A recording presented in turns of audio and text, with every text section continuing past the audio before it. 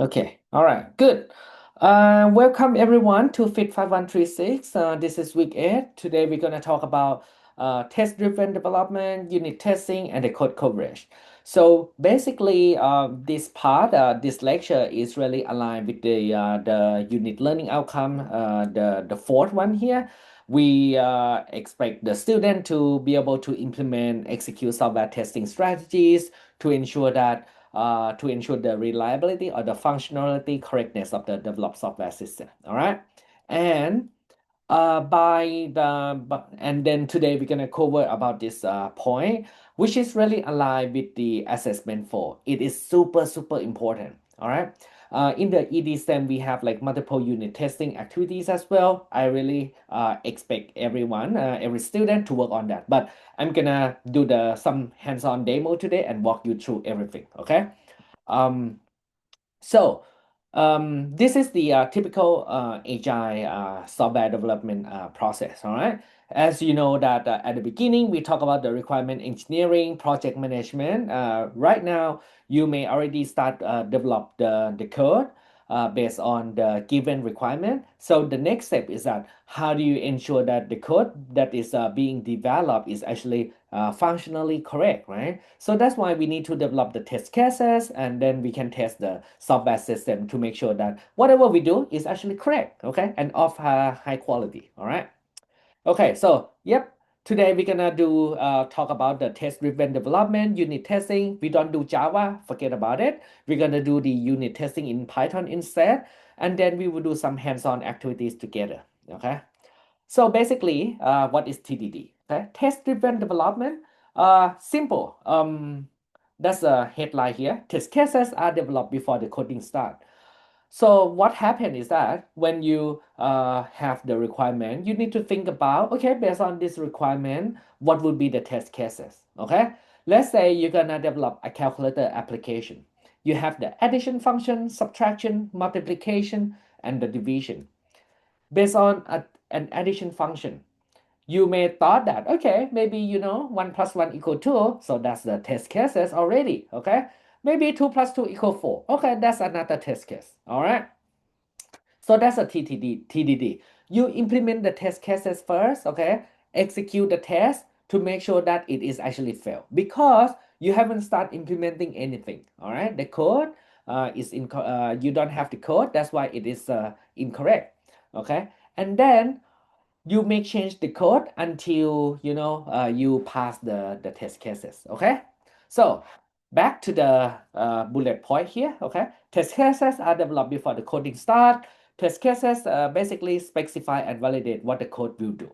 Addition function, we expect 1 plus 1 equal 2, 0 plus 0 equals 0, or minus 1 plus minus 1 equal minus 2. All right. We want to ensure that each functionality, I know, sorry, for each of the functionality or the method, right? You create the test cases first, okay? And then if the test fail, it means that you need the new code to be implemented so that you pass the test case, okay?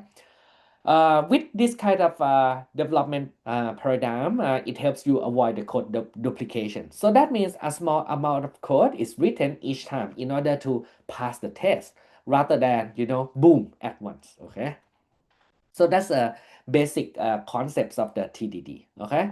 As I mentioned, the TDD basically it is originated from or developed by Kent Beck. Okay, so he said that test first code tends to be more cohesive and less coupled than the code in which testing is not a part of the intimate coding cycle. Okay, so if you can write a test for what you are about to code, then you shouldn't even be thinking about coding. Okay, because for example, think about the addition function. You don't know what would be the expected input. You don't know what would be the expected output. How can you actually code something? Does it make sense? So the test should appear first, right? That's why it helps you to think or understand the requirement more than it should be. Okay, if you have the requirement and then you start jumping. Oh, sorry. Okay, can you mute everyone? Okay. Yeah. So if you have what is that? I lost my mind. So if you have the requirement and then you just jump into the coding, sometimes you don't know exactly what is expected input, what would be the expected output. So that's why TDD helps you a lot here. All right. And to implement or adopt the TDD practice, the unit test should be developed first. You don't want to develop the end to end, okay? No, unit test first, okay? Based on the atomic function there, okay? The unit function, the method or the function. What would be the input argument? What would be the return values? That kind of thing, okay? So in short, again, look at this loop, all right? Right, first step, write a failing test. Second, make the test pass. And third, you refactor the code, okay, to make sure that everything is all right. Yeah. Okay. As I told you, addition function for the calculator, you already thought that the test case would be 2 plus 2 equal 4. Easy like that. So the benefits of the TDD is that it gives you the instant feedback. When you write the test, you write the code is failed, you know exactly where the problem is. Without the test, back to the traditional way, you have the code, you have no way how to test, you don't know what the problem is. Sometimes the function looks correct, but it is actually wrong, right? Sometimes you didn't handle the edge case, okay? Then it's wrong, that kind of thing, all right?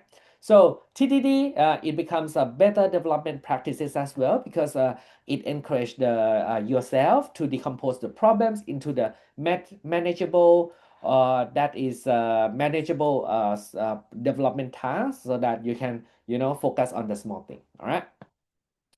And it also provide context in which low-level design decisions are made as well, all right? And yeah, so that's why there are lots of benefits here, all right? Okay. Yeah, it helps you with the quality assurance as well because you write the test, then you write the code. That means your code has been tested already, and then it tells you the code coverage. That means how many lines in the Python file have been executed or touched by the code, whether it meets your expectation or not. Because when you write the test, you know what would be the expected output, right? And yeah, so it helps you with the quality assurance and lower rework effort, lower technical debt, easier to maintain as well. Okay, so there are lots of benefits here. However, everything has pros and cons. Um, Sometimes developers perceive that it is a little bit counterproductive and very hard to learn, right? Sometimes requirements is not clear. Sometimes the project is really big, the requirement is really big. Then the question is that how can we implement the test cases before we actually do the coding, right? TDD does not often include an upfront design. Yeah, sometimes we can only test the functionality of the code, but how can we test the design, right? That's an open problem as well. So sometimes it's a bit difficult to write the test cases for the hard to test code as well. Like let's say you have an OO function, OO5, or you have like init initialize init file, that kind of thing. Like how can we test that kind of thing, right? Okay, so there's a pros and cons. It helps you better understanding of the requirements, but and reduce the time. No, sorry, it helps you produce the test cases upfront as well. However, sometimes it is a little bit hard to write the test cases at the beginning. So it might take some time, okay, for a beginner. Okay, now I think the next question is that how should we write the test case? And as I mentioned last week, there are different levels of the testing. If you remember the testing pyramid, we start from the highest level, end-to-end integration test, system test, and down to the lowest level, the unit testing. Okay, so the unit testing is a process in which the smallest testable parts of the software system is actually test. Okay, so that's how you want to test the unit level. And normally the unit for the Python ecosystem, we consider the function, okay, or the method. So the purpose of the unit testing is that you want to verify the accuracies of each sections of the code. You don't want to, test the end-to-end and otherwise you miss everything. Okay, and then you want to have the separate independent sections of the code. First, it when you test the atomic function, it helps you design each of the function have its own single responsibility. It helps you with the design patterns and things like that as well. Okay. Otherwise, think about you have like a one big function, okay, with thousand lines of code, then there will be, like maybe 1 million test cases that are associated to that function. All right. Okay, so there are lots of purpose here. And then if you want to align the unit testing with the modern software developments or pull requests, everyone use the pull request, right? So basically you start with the development, okay, and then you write the unit test, or if you apply the TDD, okay, so you start with the unit test and then write the code, okay, either way is fine. And then you submit the code and the test together, not submit, I mean, first you should run locally, okay? Don't treat the CI/CD, okay, server as a test execution, okay? So first you run the test locally, for example, using the PyTest, and then once you are happy with the test, you submit everything, okay? Create a pull request and put it into the CI/CD or GitHub or GitLab, right? Basically, with the CI/CD, they're gonna execute the test and everything, check whether it is passed or failed. And then once it is passed, then you can merge the code, okay? I'm gonna talk about the pull request and the CI/CD later as well, yeah? Okay, so there are some key principles here, all right? 1 second. Yep. Okay.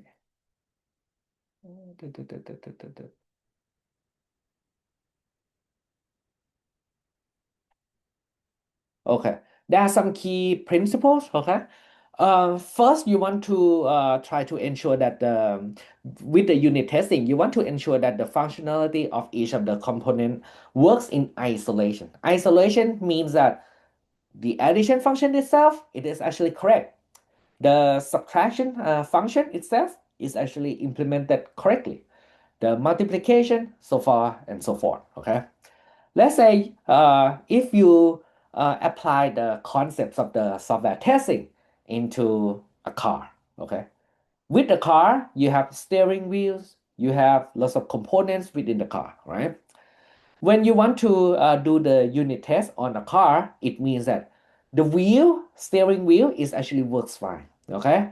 Or the wheels, okay, the wheels with the tires, that kind of thing, it is actually work correctly, okay?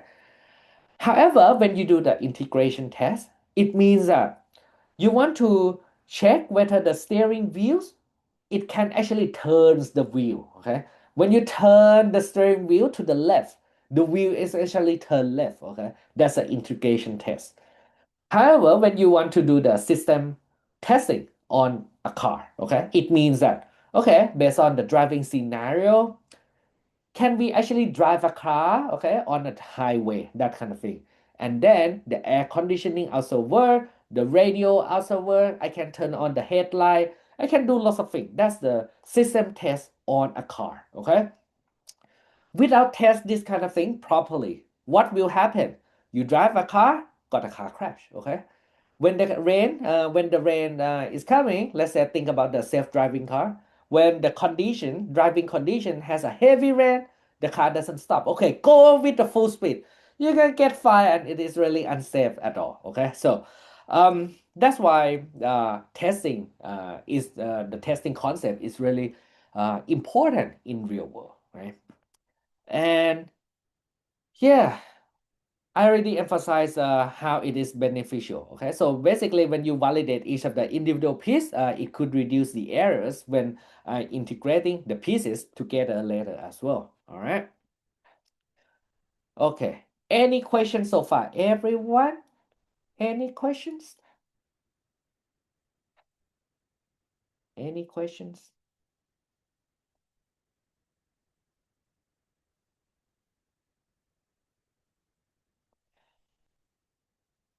System testing feels like a small scale piloting. Ah, that's right. Okay, so I think you are quite correct. Basically, we try to when we do the system testing, we try to combine test like multiple components together, okay, in a more complex scenarios, right? Rather than just, 1 plus 1 equal 2 or not. When we do the system test, is about, can we do plus, minus, multiplication, division, integration, that kind of thing, multiple complex operation together. Yeah, so that's the point of the system testing. Yeah, which is different from the user acceptance testing. Okay, when we do the user acceptance testing, as you remember, we have the requirement, we have the acceptance testing scenarios, we let the client test that kind of thing, okay, whether it meets the acceptance criteria or not. Okay, now next, when we decide the test cases, we need to break down into the smallest component, and I'm gonna unpack today. All right, given one test case, how does it look like? First, you need the test case ID. Okay, sometimes, yeah, when we test case ID may be important when you do the what's that, the user acceptance testing. You have a given requirement, maybe it is mapped to 10 test scenarios, that kind of thing. Okay, so that might help. Okay, but normally, you should describe what is the purpose of the test cases as well. Okay, this test case, the purpose of this one is to test what? Okay, whether a given test case requires any assumptions or not. Okay, let's say you want to how can I say, access some premium features, and you need a login as an assumption. So that means this kind of conditions, the login successful, should be met before we test or execute the test cases. Okay, that's the assumption. Sometimes you need it. But the most important part is the test input. What is the expected input into the unit here? Okay. If you have a function, okay, without the input, you don't need to test, okay, because maybe that function just print hello world, okay. You don't have input. What do you want to test here? So that's why the test input is one of the mandatory requirement when you come up with the test case, okay. And for user acceptance testing, sometimes you may need the step to be executed as well. Let's say you want to test the UI, okay, optional. And another most important one is the expected output. When you have the input here, okay, into the black box, what would be the expected output, okay? And once you execute the test, you really want to know what is exactly is the actual output, okay? When you execute the test, okay? So that's the point, okay? You have the test input, you have the expected output. Once you execute it, you have the actual output. And then basically you evaluate whether the test is actually pass or fail. That's it, okay? So, where I should mention a little bit about pass and fail. Passing test case doesn't mean that either one is correct, okay? Failing test case also doesn't mean that either one is correct. What do I mean? Okay. Let's say, okay, I'm gonna give you something. Uh, what about I uh just yeah, okay, maybe I'll just talk here. Okay. Let's say add, okay. I'm talking about addition function, and you have A, okay, and the B. Maybe the first test case, I say 1 plus 1, okay, it should equal 2. Okay, 1 plus 1 equal 2. This is a good test case. Okay, and what about I have another one? 1 and then minus 1. What is expected? Okay, expected to be 0. But what if I say 1? Okay, I implement it wrong. Okay, so my point is that, let's say the first version, okay, addition function, let's say you return, okay, A plus B. The first test case, it is passed because 1 plus 1 equal 2. The second test case, it is failed. Normally people expect that, my test case is failed, my code is buggy. So question to everyone, is my code buggy or not?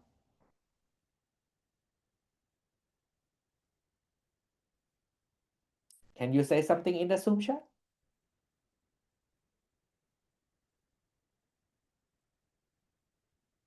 Hello?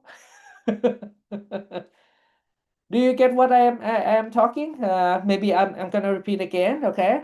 I have an addition function, A that takes the input integer A and B, we implement return A plus B, okay? With the first test case, 1 and 1, okay, as A and B, it returns 2. Is it expected? Is this correct? Correct, right? 1 plus 1 equal 2. But if I execute another test case, 1 minus 1, this test case is failed. What's wrong with me? Can someone help me debug?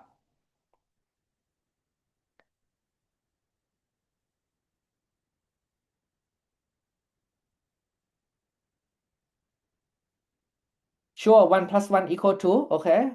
Thank you so much, Neo. 1 minus 1, okay, equal 1. That's wrong because the expected value is 0. That's correct. So my point that I really want to tell everyone is that when you fail the test case, it doesn't mean that the implementation is incorrect. Sometimes your own test case is actually incorrect, okay?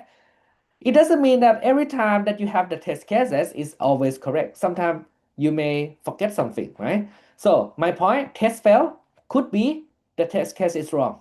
It doesn't mean that the code is wrong. Okay, good, very good. However, if we implement and return A minus B, okay, let's say A minus B. Yeah, A minus B, and now with this the first test case, it becomes fail. Now, okay, we know that the test case is correct, but the implementation is wrong. Okay, so my point that I really want to tell everyone, test case is fail. Don't blame the code. Maybe you check your test cases first. Okay, whether it is correct or not. Yeah, fine. Yep. Okay. Oops. Sorry. Okay. Yep. Next. Okay. There and then how should we test? I should mention something. What about the Python? Okay, so I'm gonna talk about the assertion in Python later. All right, because we do not care about Java. Okay, forget about it. Okay, yeah. Then the next question: what should we test? Okay, when we come up with the test cases, you need to think about multiple scenarios. All right. For example, positive testing. Okay. Positive case, when we expect I mean, 1 plus 1, it should equal 2. Okay. A plus B, it should equal something, right? But we should apply the negative testing scenarios as well.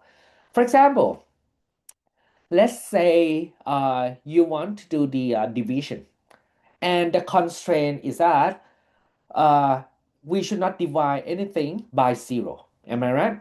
Okay, so you may want to test that part as well. Let's say if we take the input, let's say 1 divided by 0, how should we handle this case? What would be the return value? All right. Boundary testing, okay, it is suitable when we accept a range of the input. Okay, let's say if you want to verify, how can I say, test. Okay, let's say we're gonna implement a function to convert your mark, your GPA, your WAM score. Okay, your GPA, no, sorry, your grade into credit, sorry, pass, credit, DHD, that kind of thing. Okay, there's a range, right? Like 50 to 59 is passed, and then you consider about the boundaries. Yeah. What do you really want to test is the 49, 50, 51, something like that. Okay. I'm gonna go into the details later. Okay. That's the boundary testing. State-based testing, sometimes the application or the software system has a state machine. Okay. For example, an online store ensuring that adding an item transitions a shopping cart from empty to has item whatsoever. So my point is that let's say you have an online shopping, okay, application, and then there's a state, right? You cannot pay without an empty shopping cart. Okay, you should have like a shopping cart with some at least one item in the cart, and then you can do the payment, and then you can do the delivery, that kind of thing. That's like state machine. Make sense? Okay. uh, Exploratory testing. Okay, so rather than you predefine a set of the test cases, basically exploratory testing, you just, give this application to the tester. Okay, can you test something? Randomly explore. It's not really efficient. It's not systematic at all. Okay. But how to design the test cases? Okay. First, design the test scenario, and then you write the test case. Okay. What is the test scenario? Basically, it is a high-level descriptions of what it should be test. Addition function, yeah, that's a simple mathematic. 1 + 1 = 2. And then once you come up, okay, now let's say this scenario is about the login. Okay, to log in you have two inputs, right? Username and a password. Let's say this is a 4 digits login function. You can come up with four test scenarios. For example, first one, the input should have a valid username, valid password, valid username, invalid password, invalid username, valid password. So basically all of the combinations.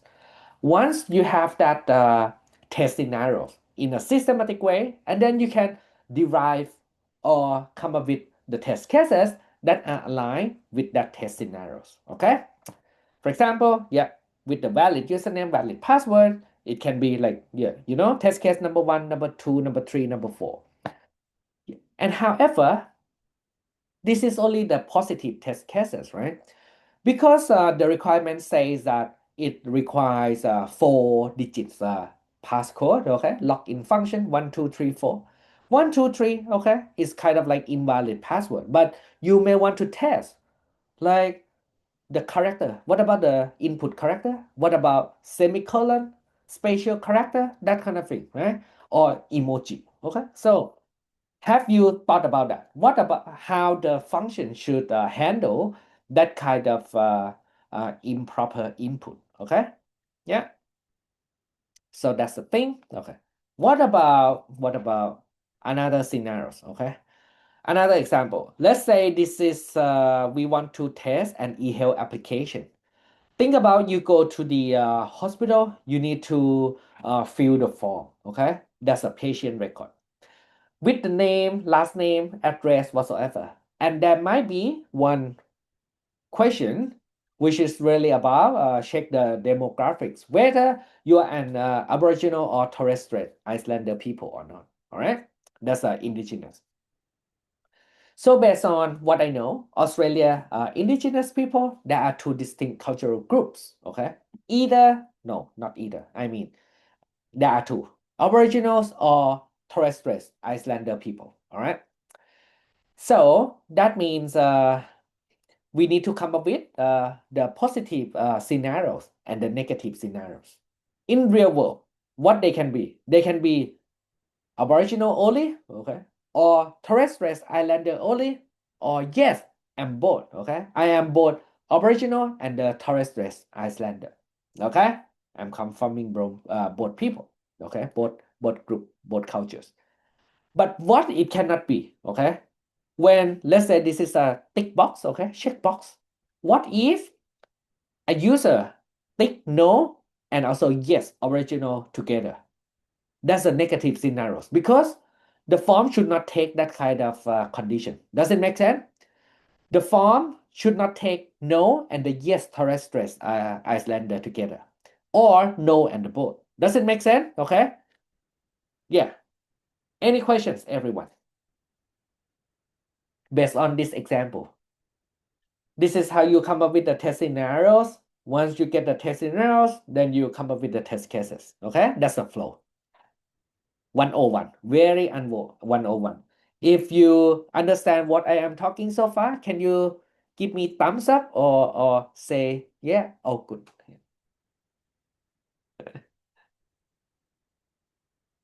Okay, all right. Yep. Thank you so much. Yeah, we got a few thumbs up. Yeah. Okay, now next example. Yeah. Let's say yeah, I love gym. Okay, I really want to go to gym, make sure that myself is healthy. However, gym nowadays, they do not allow for young people to go. Okay, my kids cannot go, or they do not allow like elderly to attend the gym as well. Yeah, over than 65 years old. This is just a hypothetical scenarios. Okay, it's not real. But I mean, for gym, if someone is older than 65, maybe they're afraid that something will fall down into the head and they may have an accident, have a bad news about gym. Yeah, some senior people die at the gym. Huh?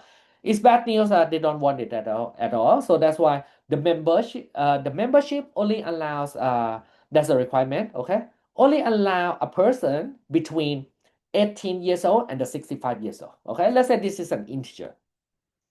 We don't know how to implement it. Okay, but let's say based on this specification, how should we come up with the test cases? Okay, let's do it together.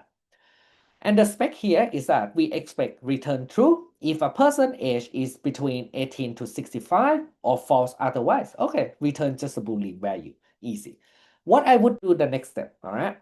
You need to draw a line, okay? This is a range of the value. The technique that you're gonna apply here is the boundary value testing, all right? Boundary value analysis. So you have the age, okay? The requirement is 18 and the 65. I'm gonna draw like this, okay? 18 and the 65. And basically during this range, it's going to return true. Otherwise, it returns false, okay? All right. However, in real world scenarios, there's a constraint. Can anyone younger than 0 years old? It's impossible, right? So I would say that that's a 0 as well. Okay, this is what we need to test. Okay, let's do come up with the test scenarios, right? Uh, so what do we need to test here? Something like extremely invalid, okay? Age cannot be negative. That's the scenario 1, okay? Maybe how should I do it here? Uh, yep. Number 1, okay? That's a scenario 1. Another scenario is that between 0 to something, okay? So, oopsie, what is that? Okay, 0, what? Why I cannot draw it? Yeah, so the second scenario is between 0 to 17, okay? And the third scenario is between 18 to 65. That's a positive scenarios, and we expect the results, the expected outcome to be true. And the last one is anyone which is older than 65 years old, okay? So we have 4 scenarios. Randomly come up with the test cases, okay? -5, 10, 25, and the 75. And then we expect and then we just write down what is the expected output, okay? So a question in the Zoom, yeah, okay, you didn't miss anything. All right, thank you so much. Yeah, okay, good. All right, so this is how you come up with the test cases, okay? Uh, However, you want to make sure that your test cases is effective enough. And what does it mean by effective? Is that it should be the minimize, okay? You want to minimize the numbers of the test cases as much as possible, but you should maximize the code coverage. It means that how many lines of code that have been executed by the test cases, all right? And to make sure that it is effective, right? I'm gonna give another scenarios that is really like nonsense. Okay, we have an age, okay, 0 to whatsoever 65, and then I come up with a very nonsense scenarios. Okay, I'm gonna test. I have like 100 test cases. I'm gonna test between 0 to 99, something like that. Do we need everything? Okay, between 0 and the 70. Do we need everything? No, right? So that's why we try to cut the numbers of the test cases as much as possible, but we also achieve the highest numbers of the code coverage, okay? So that's a key point. We should not test everything. Exhaustively test is impossible. It takes too long. We cannot test like forever, okay? We need to ship the feature tomorrow. We need something just enough in test cases to achieve the highest code coverage. So there are a few principles here. Okay, how many? 10. Okay. First, the test cases should be simple. All right. If the function is simple, the test is simple. If the function is too complex, then the test cases is way too complex. Let's say you have a calculator app and then the addition function takes input 100 arguments. How can you actually test that, right? It doesn't make any sense. Okay. So that's not a good design. You should keep the end user in mind. Okay, you want to come up with the test cases that are realistic. Okay, reflects the real world scenarios. This is what would be the potential inputs from the end user perspective. And that's why you want to test that and make sure that user will get the expected output as it should be, okay, once you execute the test. You want to avoid the repetition, okay? You don't want to implement like, okay, test the h minus 5 for 10 times. Why do we need to execute the h minus 5 for 10 times? It doesn't make any sense. Do not assume. It means that don't assume anything that it will be correct. All right. Can I assume that the input will be integer always? No.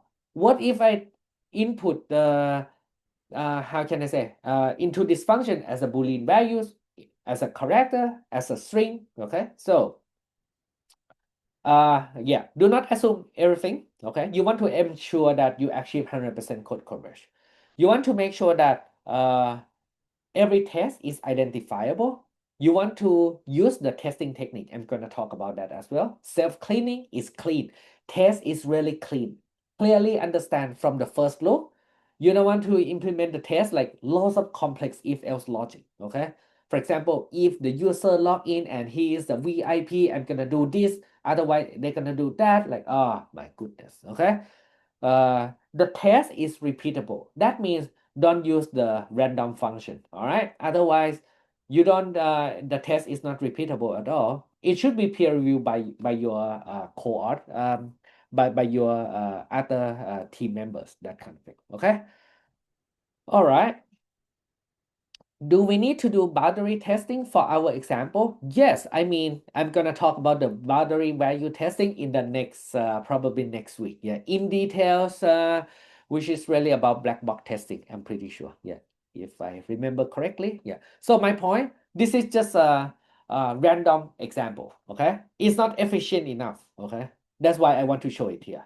But how to make it more efficient and effective? Yep, next week. Okay. So the purpose of the today lecture is really about the unit testing in Python.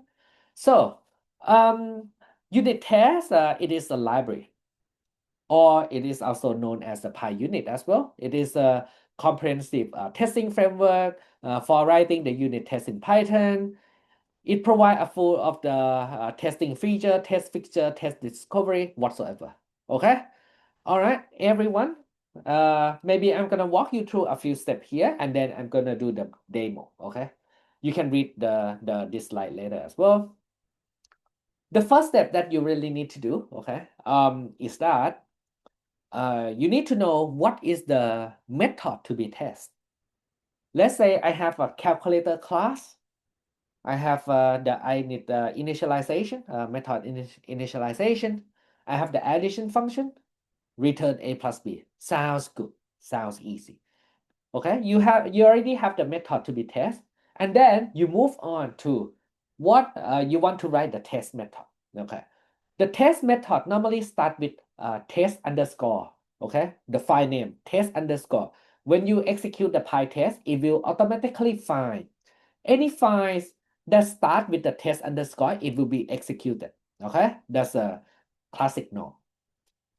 The first thing that you need to do with this test file is that you import the unit test library. Okay, we're going to use the unit test library. And then you create a test class.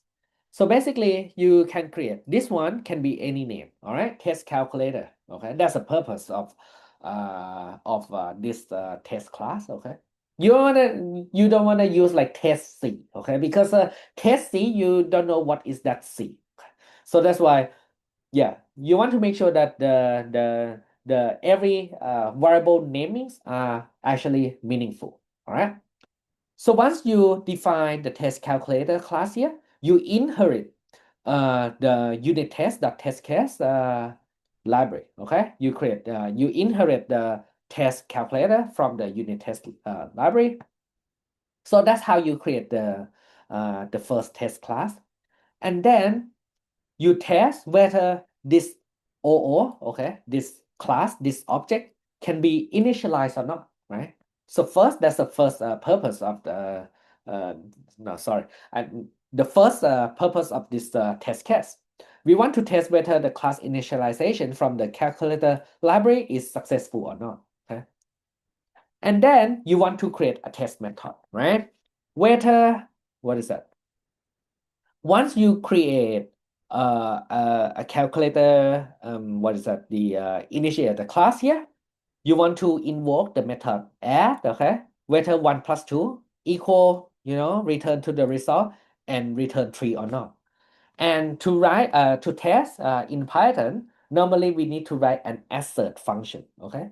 Assert means you want to test uh, with assert equal. It means that you want to test whether the expected output from the result is equal to the actual, no, sorry, reverse, okay? You want to test whether the actual output from the addition function, here, the result, is equal to the expected output that we have or not, okay? 1 plus 2, it should equal 3, okay? So that's how you run the test case, okay? No, that's how you write the test case, okay? Once you come up with this test case, then you want to check whether uh, the test whether the code is actually successfully executed or test or not. And the way that you do is to check the code coverage, okay? To check the code coverage, there are multiple ways, all right? First, easy way, you just run Python on the test file. Python test underscore calculator.py, okay? And then dot here, it means that there are two test cases, okay? If it shows dot, then it means it run two tests, and then it passed. If one is failed, then it will show dot f like this, okay? It will tell you which test case is failed. However, when you execute the test file, it only shows whether it can be executed successfully or not, or how many test cases are passed or failed. But it doesn't show how many lines get executed, okay? And to check how many lines get executed, you need to run the code coverage, okay? The way you run the code coverage, how? You need to use the coverage.py. Okay, do I have anything here? No. Okay, let's do it together. So I put the link, okay, in the slide 26, and it should be accessible by everyone, okay? I give an example. Let's do it together, all right? You just go to the unit testing in Python activities, this one. I already developed the instruction, okay? We have, again, repeat again, we have the Python file calculator.py. We have the test method, the test file. The first thing that we need to do, what is that? Implement the addition function, return a plus b, okay? And then we run the test and see something, okay? Code coverage, it tells you how many lines are covered, okay? And to execute the code coverage, normally you just run coverage run, okay? And the test file. Run coverage report -m, it will tell you the report.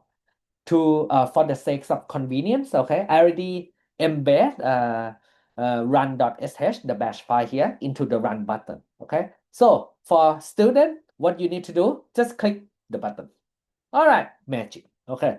So let's take a look at the results of this one together, okay? What is that? Again, when I run the code coverage here, run the test calculator, okay? We have two test cases. That's why it shows dot dot, okay? Pass means I didn't return anything. That's why the test case is passed, okay? But let's say if I return none or return false, let's see, I don't know, okay? Something is wrong, okay? Because I don't know, something is wrong. This is not executable at all, okay? That's why test case is failed, okay? And yep, so pass. Why it is failed? Yeah, yep, so it's failed. And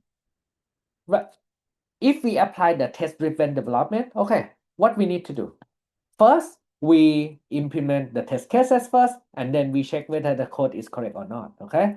So because I have a good, what is that? Example here, I'm gonna do the same. This is a calculator class. We want to test whether the initializations of this class is successful or not. So what I would do, okay, is let's do calculator, okay, equal to calculator. All right, run. Oh, sounds good. Looks like this test case is correct. Okay. Actually, this one I didn't test anything. Just I did. Yeah. But the next one is the real test. Okay. Yeah. So if we want to test whether the addition function is correct or not, let's say result equal to calculator dot add. Let's create a new test case. All right. We expect that self dot assert. Okay. Equal. Okay. First, second, you just look at the documentation, right? First, the first one is the expected, no, sorry, the actual output. So that would be the result. And the second parameter here is the actual output, not the actual expected output. So that would be 10. And the message here could be just some message to help you understand why do we need this one. I would just say, yeah, pi equal 10. I expect 5 plus 5 equal 10. All right, I have the test case, okay? When you run the assert equal, it means that, what is that? We expect the result from the add 5 plus 5 to be equal 10. But right now, it shows assertion error. It means that it returns, what is that? None rather than 10. Because I expect 5 plus 5 equal 10. Does it make sense? It returned none because I didn't return anything. Okay? Now, the test case is failed. Okay. But let's take a look at the code coverage result a little bit, how to interpret. For the calculator.py, okay, we have 11 statement, okay? Statement here, it means that it doesn't include the blank lines. There are 3 lines that are missed, okay? That means it covers only 73%. And these are the line numbers that are missing. That means I haven't tested. I haven't tested the line number 9, the line number 12, and the line number 15 because I haven't come up with the test cases about the subtract, multiply, and the divide, right? I only have the add. That's why it tests the add already, okay? It tests the add already, but I haven't implemented. Let's do it together. So let's return, what is that? A plus B, okay? No, let's say if I implement it incorrectly. If I run again, still fail. Oh my goodness, okay? My code is wrong. What about I fix it? Run. There we go, okay? My test case is passed, all right? I can run both, okay? Easily. And then 2 test case is passed, but it covers only 73%, right? That means these 3 methods have not been tested yet. So what I need to do next is to, copy and paste development, okay? What I am going to do is to extend the subtract. I want to test the other function. All right. No, I should say multiply. Multiply. Okay. What is that? Divide. All right, there we go. We have add, we have subtract. So 5 minus 5, what do we expect, everyone? 0. What about 5 times 5? Okay, 25. What about divide? 5 divided by 5, it should return 0. Oh, sorry, not 1. Okay, that's what we expect. Run. There we go. This is what we learned, okay? We test everything. We have the test case that actually hit every line of code in the calculator.py. Unfortunately, we haven't implemented anything yet. That's why the code coverage is achieved 100%, but the test cases is failed, okay? We fail. How many test cases do we have? 5, okay? And then how many is failed? 3 at the moment. All right. Let's go back to the calculator. I really want to pass everything. Okay. Otherwise, I cannot sleep. Yeah. Return A minus B. Return, multiply. Okay. And the divide. Okay. Run. Beautiful. What is that? What's wrong? Ah, numerator. Okay. Wrong variable name. So my point, when you try to do the exercise, please make sure you look at the logs in the run as well. After you click the run button, you look at the log whether it has any error or everything gets executed properly or not. Okay. When you uh, when you see 100%, it doesn't mean that your code is actually executable. Okay. Right now it's wrong. What is that? Let me see. Numerator and divide by the denominator. Okay, good. Run. Beautiful. I can sleep tonight. I have 5 test cases. 5 of them are executed correctly. That means, what does it mean? My functionality of this code is correct, right? Based on the correct test cases that I have here. So question to everyone. Is it completed? Okay. Question to everyone.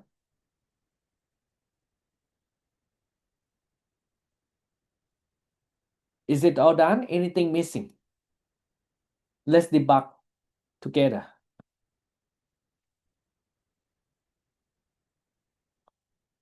What if you divide by 0? What if the input is not numeric? Yep, that's right. So if you try to apply the testing principles, right? You achieve 100% code coverage. It doesn't mean that it is enough. No, not at all. Then you may want to come up with the other test cases, okay? So that's the plan, all right? What about you try to extend, okay, the code with the A minus B, and what about the A divided by B, okay? What should you do, okay? So once you do it, click the mark, okay, button, yeah, it's gonna test against my own test cases, okay, whether you actually implement everything correctly or not, all right? So because this one, it doesn't go crazy, that's why it passed. But what about if I go, what is that? Let's go to the unit testing Python part 1, all right? Does it have the calculator? Okay, let's say if I run, okay, mark, all right, there we go. Looks like everything is the same. Okay, anyway. Yeah, so my point, you try to practice this one by yourself, okay? Should I continue with the exercise too? What do you think, everyone? Should I do it?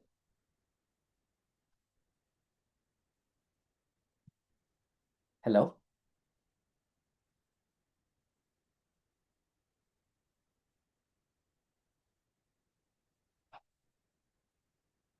Okay, no one say anything. Then maybe I'm gonna continue this one, okay? Just a running example, all right? But I expect every student should practice the 3 parts of the unit test. It becomes even harder and harder and harder, all right? Okay, this one. Based on the, what is that? The requirement here, it should return, okay, true. What about, I'm gonna do something easy, okay? If the age, help me everyone, what should I do? If the age is between, okay, greater than 18 and age is less than 60, but not greater than 60 years old, okay? Then it should return true. Else, return false. Okay. Run. Okay. What is that? Semicolon. All right. My code looks correct. Very simple. Do I have any test cases? No. I haven't tested anything between the line 11 and the line 14. All right. Okay. Test eligibility. So what I am going to do, assert equal. Okay. Equal. Yep, the first one, I think because this is not the class, okay? I don't need to, I need the function, all right? So I'll just call this function directly, okay? So what should I test? Everyone, can I have a volunteer that can talk to me? What should I test? The first test case, everyone, help me. What should I test?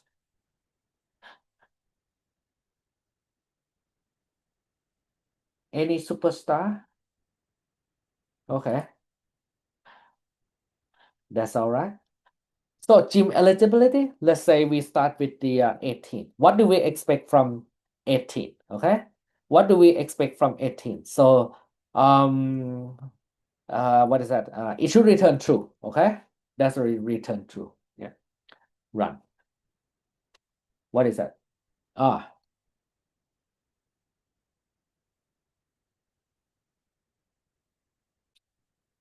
okay, because I import the gym and then I need to call gym eligibility here. All right.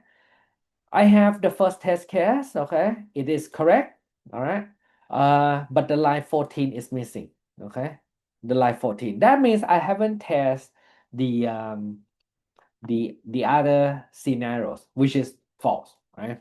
Okay, so maybe what about I come up with another test case, okay? Test ineligibility, okay? That's another test scenarios, all right? And then what I am going to do, okay? It should return false. All right. And then what do we get? Yep. Okay. I have two test cases. I achieve 100% code coverage. Okay. And you want to make sure, okay, whether my test case, it passed the teacher private test cases or not. Think about the grader. You want to know whether the test cases that you have is actually good or high quality or not, right? Or correct or not. Okay. What about, let's pretend I am a student, all right? I click mark, okay. Oh my goodness, I got 4 points. Okay, I actually passed everything. This is super easy. Yep, that's right. You should test the other scenarios as well. Okay, very good. You are correct. Okay, we should test the other thing as well. Okay, what about let's do it together. Test invalid inputs. All right, and let's say -1. Okay, it should be false. What about 17, 18? What about 60? 60 should be true. Okay, so what about I have it here 60. What about 61? Okay, 61 should be false. And thank you so much. Let's take the input as a character. Okay, 7. All right, there we go. Let's try. Oh, okay. Lots of bugs here. What does it mean? It means what? Why? Okay, because the input, I didn't handle my class, my implementation here, didn't handle the input properly. And the requirement already expect that the input should be integer only. All right. But what happened? I haven't tested. So what should I do? Okay. I need to test whether the input is actually integer or not. Right? Okay. Otherwise, this test is failed. Okay. Can someone help me how to implement this one? Anyone? Anyone? Okay. Something.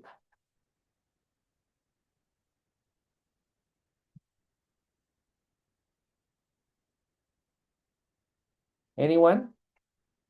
Yeah, check type. How? Yep. Yep. Can you use yeah, so can someone tell me as well how to check the type? Okay.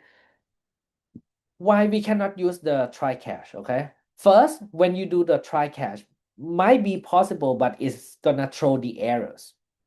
Unless the cache block, it returns something else. I don't know. Okay. My point, you can do anything as long as it returns the proper output. Okay. Okay. How to check? Is that this one? It should be what? In? Like this? Let's try, okay? Let's try. It's numeric, really. Okay. Python, how to check type. Or type, or it should be type. Yep, that's right. Okay. Okay. So basically you want to check the data type of the input age, right? Whether it is integer or not, otherwise it should be false. Okay? Yeah. Okay, very good. Thank you. Thank you for the robust test cases. So that's why I can improve my code here. Okay, good. I will not do this one. Okay, I hope everyone can do it by yourself. Okay, I already show an example on how to do it. All right. So that's all for the lecture today. Okay. Any questions about uh, the test-driven development, unit testing, and the code coverage. Okay, so maybe I should wrap up this one a little bit. Code coverage, okay, it only tells you whether you have enough tests to execute all the lines or not. Okay, or do you need more test cases to reach the other lines of code. Okay, and there are different types of the code coverage. For example, function coverage. How many functions have been reached by the test cases? How many lines or statements have been executed by the test cases? How many branches that have been executed by the test cases? I'm gonna talk about the branch coverage in the what is that, the white box software testing. Okay, lecture the other two. Okay, the next two. Yeah, and some other coverage as well could be, for example, predicate coverage, Boolean coverage, that kind of thing. MCDC, that's in the lecture. What's that? Lecture 10. Okay, so that's all for today. Today we have covered about the unit testing. We talk about the code coverage, how to implement the unit test in Python today. I already do a demo on the exercise 1 and the exercise 2. I expect everyone in the unit to complete 9 of the exercise, okay? You should complete in the apply sessions, okay? Before you proceed to the assessment 4, okay? Otherwise, it's really questionable, all right? Okay, that's all for today. I hope you enjoy and like the lecture. If you happy, okay, provide the feedback as well. If you want to suggest anything for improvement, please let me know. All right. Yep, that's all for today. Have a good one. Bye bye.